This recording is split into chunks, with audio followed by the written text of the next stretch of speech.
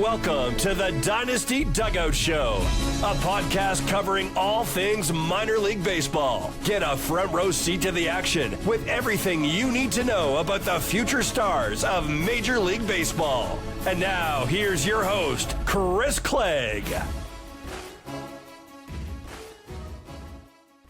Friday. It's the Dynasty Dugout Show. Today we are talking Orioles-Yankees Spring Breakout recap. Yes, it's almost been a week at this point since the game happened, but there's still plenty of time to break it down. I went back and reviewed all the film from the game, cut it up. I've written about it. You can find the written report at thedynastydugout.com if you'd like to check that out, but a ton of talent on display during this game. The Orioles and Yankees both put out a ton of talented prospects and pitchers, which made the game a lot of fun.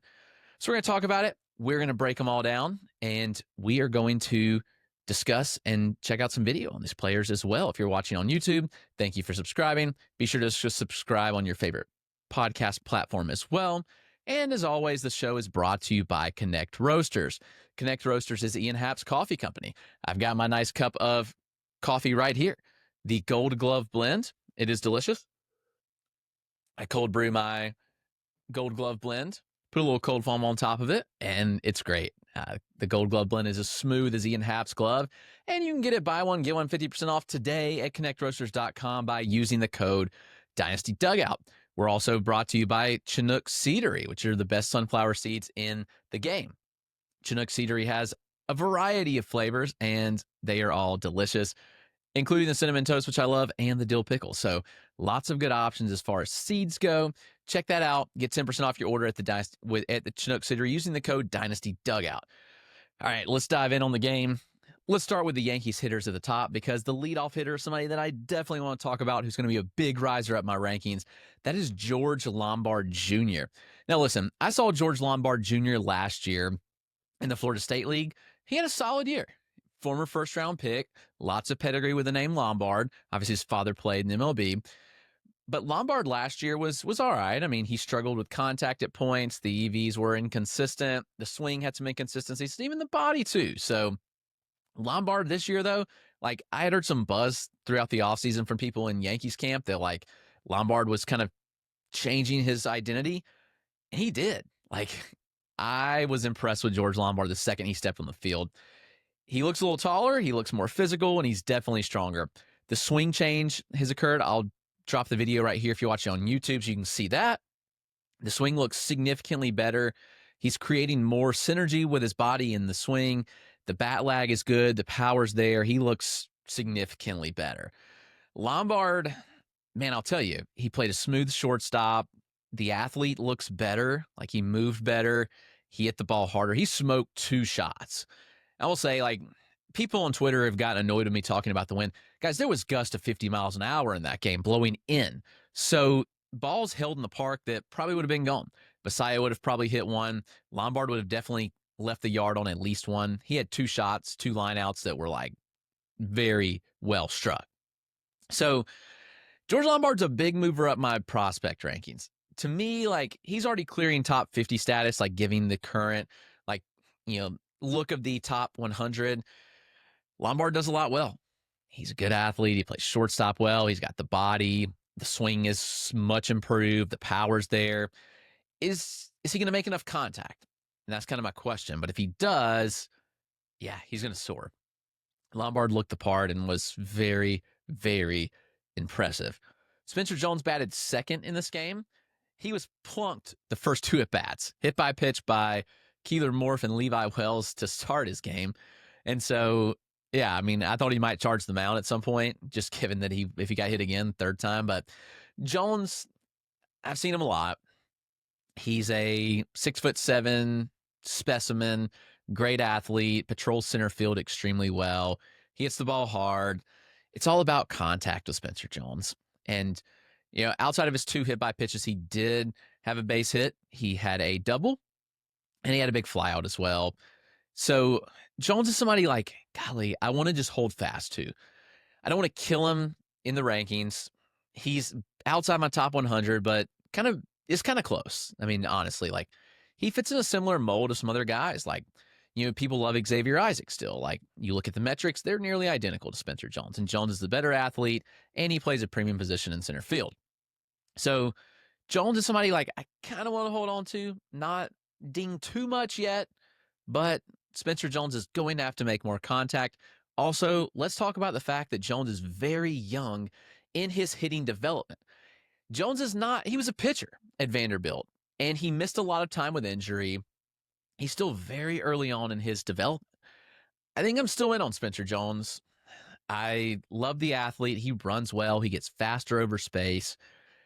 It's a big make or break year for him, though, which is crazy to say, but Jones needs to have a good year. This was my first look at Rafael Flores, who I really liked what I saw on video and then really liked what I saw in person. Flores is a good catcher. He's a big frame. He's strong. He hits the ball hard. Flores looks like somebody that did everything you thought he would. Last year, he ran like a 108 mile an hour 9th percentile, which was actually like right there with Spencer Jones from a power standpoint. And he makes better contact than Spencer Jones as well. Can he stick behind the plate? Where does he go long term? That's kind of the question that I have.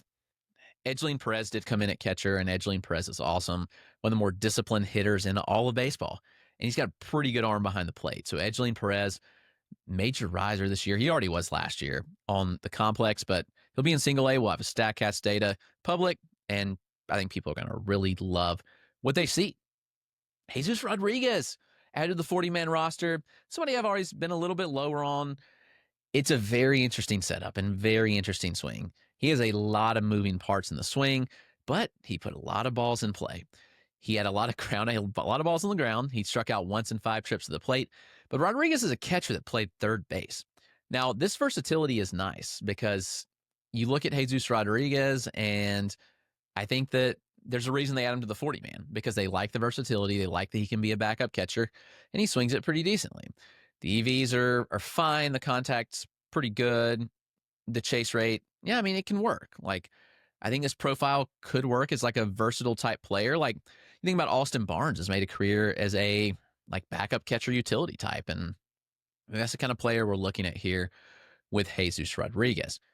Roderick Arias really needs to stop switch hitting. He hit from the left side in his first couple of trips to the plate. The left-handed swing is not good. It's weird. It's a lot of weird mechanical flaws that I don't think can work. Just being honest, I don't think Rodriguez or Arias should continue to do this. He looks fine from the right side. Like, honestly, like, his right-handed swing looks pretty good. The left-handed swing, not so much. I would say, let's stop switch hitting Roderick Arias, please. He had a really good second half last year. He put up some really good numbers, but I don't love that swing from the left side. He's going to swing from the left side more often than not, obviously, because he's going to face more right-handed pitchers than left-handed pitchers. And I want to pull up the splits from last year just to kind of confirm my thoughts, because I've seen him swing. I saw him swing it last year from the right side, and obviously see him mostly from the left side this game. I mean, the splits are like actually pretty bad. It's funny because I like his right-handed swing a lot better, but he had a 777 OPS as a left-handed bat and a 549 OPS as a right-handed bat. The eye test didn't suggest that at all, but I don't love him as a switch hitter personally. Like, the swing against lefties or as a left-handed bat, just not there. But Brendan Jones is an interesting one. He was a Kansas State product, drafted last year, later rounds. Brendan Jones, he looks like a pretty good athlete, good plate discipline, and good contact skills. He made his hit for enough power to make the profile work. Brando Maya, saw him last year. He was a former $5 million international signee that has not lived up to the hype of that money that he got. But Maya did look a little better, I'll say. He had a couple really well-struck balls. He just strike out once, but Maya's body looked a little bit better than last year. Maybe he put in the work he needed to this offseason. So I'm kind of like starring Brando Maya as a watch list type guy and think that maybe he could have a resurgent year. That's the Yankees bats, excuse me. Let's go over to the Orioles sides of thing because they put out some pretty good bats as well. Enrique Bradfield Jr. led off the game. Bradfield is just a speedy guy where I really like the profile from a glove, speed, contact perspective. He does do a lot well. He makes a lot of contact. He can lay down some beautiful bunts. I've seen him lay down some beautiful bunts over the course of the last week on the backfields and in this game, but he runs well. I mean, he had a sub 3.8 home to first, which is 80 grade speed. Bradfield does a lot well. Now, they had him in left field, which is interesting. Shows you how good this defensive outfield was. Bradfield's an excellent center field defender. They had Vance Honeycutt in center, who also is a great defensive center fielder. And they had Judd Fabian in right, who made an incredible play at the wall.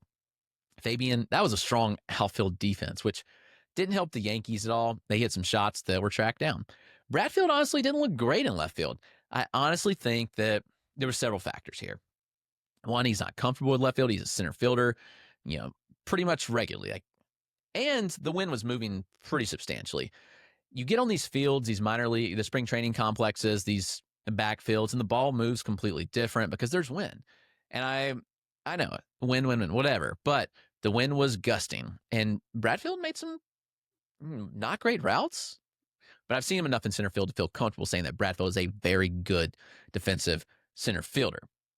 Now, Samuel Basallo went 0 for 3 in the game, but Basallo looked good behind the plate, and he had a couple scorched balls. His first one probably would have left the yard, to be honest. On a normal day where the wind wasn't gusting like that, it leaves the yard, 100%. It was barreled up to the max, and it was very impressive swing. So Basallo, yeah, he did everything I wanted to see. Contact, he hit the ball hard, and he looked good behind the plate. I know he looked better than average behind the plate. Decent arm. So I'm pretty intrigued here. He did throw out Ingel Fiorina trying to steal. Brendan Jones did steal a bag off of him. But at the end of the day, I thought Basallo checked some boxes we want to see. Now, how does he fit in the puzzle? It's a great question because the Orioles have a guy named Adley Rutschman behind the plate at the major league level. I think your hope is that Basallo catches enough for fantasy purposes to maintain catcher eligibility, and he plays first in DH. There's a lot of people they've got vying for time in the DH and the first base role too, but Basallo has been their untouchable for a couple years now. I think they like Basallo the best of any of their prospects, just being honest with you. That's kind of where the Orioles were at on him. Dylan Beavers, interesting. I've seen him a couple of times, an interesting athlete. He has had some ups and downs throughout his career, but, he's fine. But I will say, I really liked what I saw out of Vance Honeycutt. Now, Honeycutt is toolsed up as they come. He has 4 very strong tools. He doesn't have much of a contact tool. Now, if that improved, then we're cooking with something here. Honeycutt had an inside the park home run. He showcased his speed. It was very, very impressive speed on that in the park. He took a walk, which was good, so the good approach, played a good center field, and he hit the ball hard, obviously. He scorched that ball to the outfield wall on the inside the park home run. Vance Honeycutt is somebody that, if he can make enough contact, he's going to be a top 100 prospect pretty easily. I don't think there's any question about that.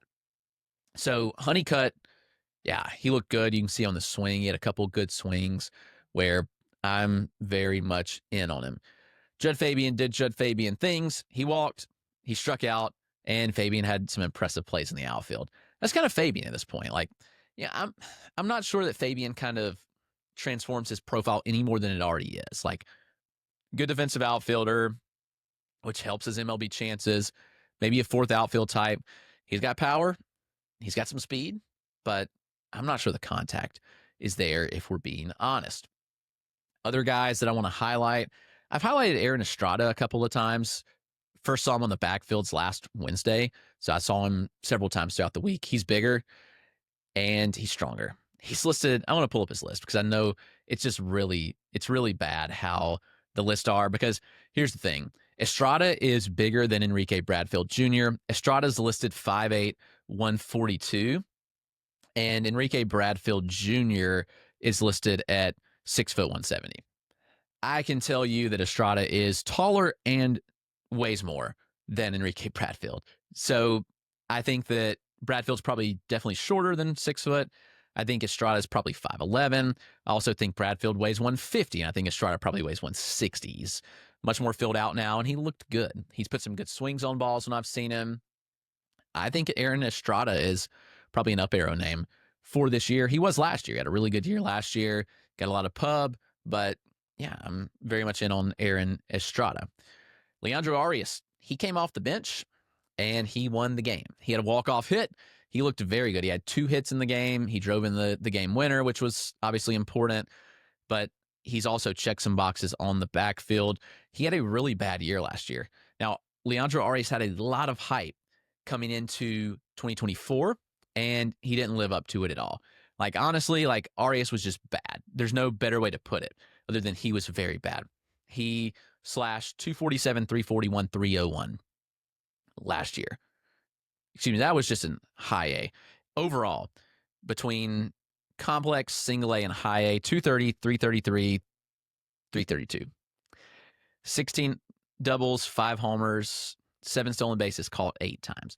But I'll tell you, Arias put a lot of good swings on balls this week. I think Leandro Arias could certainly kind of correct that status. Maybe a post-type guy who had a lot of buzz coming in 2024, and he corrects that, and he's good in 2025. That's what I saw. Austin Overn looked very good as well. Overn has been good on the backfields. He's got speed. He's got some pop. He's got contact. I don't know. I think Overn's pretty underrated. He had triple in this game, smoked it down the line, down the right field line, turned it into a triple, and then he scored the winning run in the game. So Austin Overn, yeah, he's good. Good player for sure. Steven Martinez, somebody I highlighted on the backfields. He only got 1 at bat in the game, so not a lot to take away there. Thomas Sosa is massive, and he had a ball pretty far foul. He's got pop. We know he's got pop. He put up massive exit velocities last year. Just all about contact with Thomas Sosa. And DJ Layton came in, had a hit. He might be a sleeper in the system, drafted last year, prep guy out of Charlotte Christian. A lot of fun. I like that profile a decent bit. So DJ Layton is someone to watch out for here. Now, let's take a quick break, and we will get to the arms because there was a lot of fun arms in this system, which we'll talk about. And got a lot of good video on them as well. Some first-time debuts for players. I'm pretty excited about what some of these arms brought to the table. So let's take a quick break, and we'll get back with the arms from this game. All right, we're back. Let's dive in on the arms from this game, as there were plenty to talk about. The starters couldn't be more opposite in this game, as Keeler Morfe started for the Orioles. He got 2 outs before being pulled from the game. He threw, I think, 34 pitches. Something of that nature. I don't have it right in front of me, but they left him out to dry way too long. And the Yankee starter, Carlos Lagrange, went 4 innings. So kind of opposites there. Morfe was fun, I will say. Like, he showcased some things where I was like, yeah, I mean, like, you can definitely see the potential. 98, 99 mile an hour fastball. It's a young kid, 18. He had a 90 to 91 mile an hour changeup and an 82 to 84 mile an hour slider. But the problem was he had 0 clue where it was going. It was all over the board. He walked 2, allowed 2 hits, had a couple of wild pitches. He hit a batter. He did strike out 1, but it was not ideal. Now, the arm talent with Keeler Morfe is there. Know that. There's good arm talent. But where's the command? I think that's the major question mark. Levi Wells followed. He got the Orioles out of the first inning, and then he threw the second inning as well. Wells was good. He was up to 98. It was a small stint, so I'm not sure the fastball velo will be there, but he was up to 98 on the fastball, and he showcased a strong slider. He struck out 1 across 1 in a third inning. Pat Reilly, he came in, looked good. I've seen Reilly a lot. He has all the stuff to be a successful starter. He was part of the Billy Cook trade. He was in the Pirates org last year. Pirates traded him to Baltimore for Billy Cook. I think it could work out for both teams. I mean, I like Pat Reilly a lot. He struggled with command at times in the start. He did throw 2 clean innings, but he walked 2 and he struck out 2. It just was kind of the mixed bag that we've seen from Pat Reilly for a lot of his career, dating back to Vanderbilt. Fun arm for sure. Arm talent was good. He had really good stuff across the board, just inconsistent command. Luis De Leon, he lefty. I mean, fun stuff. Fastball up to 97. He showed an impressive 90 mile an hour changeup. He has a slider in there too. It was just an inning of work. I'd guess that Luis De Leon probably sits 94-ish over a full start based on what we've seen in the past, and then what he showcased here. Obviously, one inning showcase the stuff is going to play up significantly more. That is important to note. But Luis De Leon, he looked really good. Nestor German, He's somebody that I love, and Scout sitting beside me had not seen him, so he's asking me about him. I saw German last year at one point when he was in high A. They were down this way. And German had a great year, by the way, last year. He was very underrated arm. He had a 1.59 ERA across 73 innings between single A and high A. He struck out 90 batters, walked 17. So very good stuff. And he had a 19% swinging strike rate. The overall strike rate, 265%. That's a good combo of skills to miss bats and throw strikes like that. Former 11th rounder out of Seattle University, not a common university, but if you know, the reigning AL Cy Young winner also went there, Tarek Skubal. German, looking at the box score, he pitched fine. 1 inning, scoreless, 1 hit, 1 strikeout. This is a fine outing. Like, it was nothing to write home about, but it was fine. But he was not all that great, actually. Like, he allowed a couple of big flyouts that were hit hard, and so that was of note. But he worked between 93 and 95. He got whiffs on the fastball. He mixed in a low to mid-80s slider and an upper 70s curveball as well. He did not feature his changeup that he has thrown. Curveball has nice two-plane depth. The slider, mid-80s, type break, strong pitch.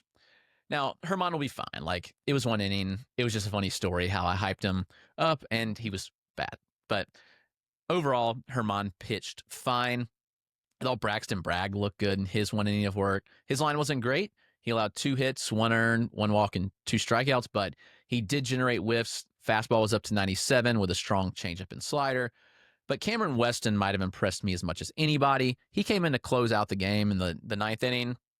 I mean, it's an impressive arm. He throws from a low 3/4 slot, good horizontal movement on all of his pitches. He set 94-95, which was up from last year. Just 1 inning, so we won't take it with a grain of salt, but heavy arm side run on the pitch. The sinker induces very weak contact when it doesn't miss bats, and it sets up the rest of the arsenal very well. He has 2 strong secondaries in the slider and changeup, and as you can guess from his slot, if you're watching the video, there's a lot of good movement on those pitches. It's an 80 to 84 mile an hour slider, and the changeup was in the mid-80s. Weston, really tough angle for hitters. Strong east to west movement on his profiles. I thought he caught the eyes of a lot of people, honestly. So very fun stuff there.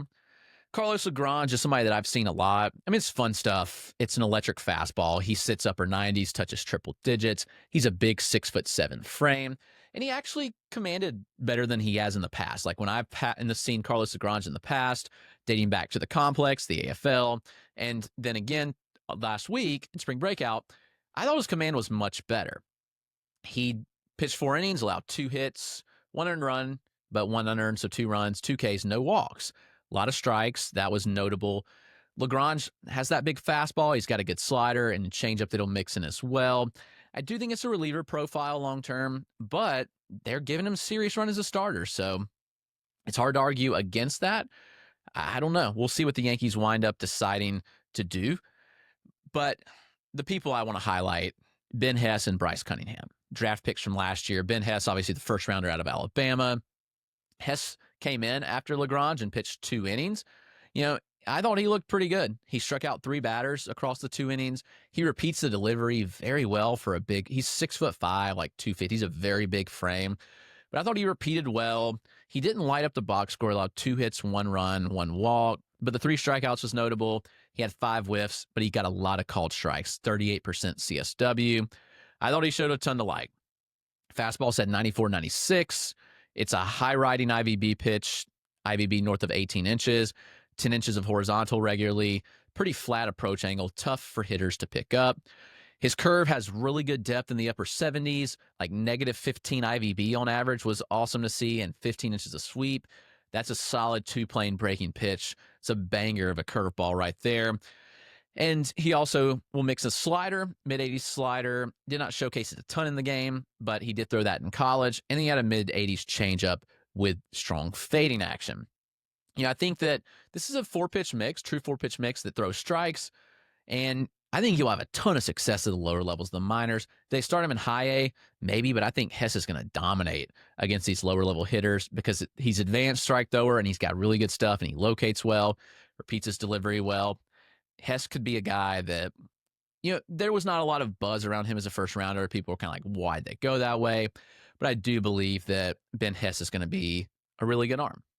As is Bryce Cunningham, who did cough up 2 earned runs in an inning and 2/3 work, 3 hits, 1 K, no walks.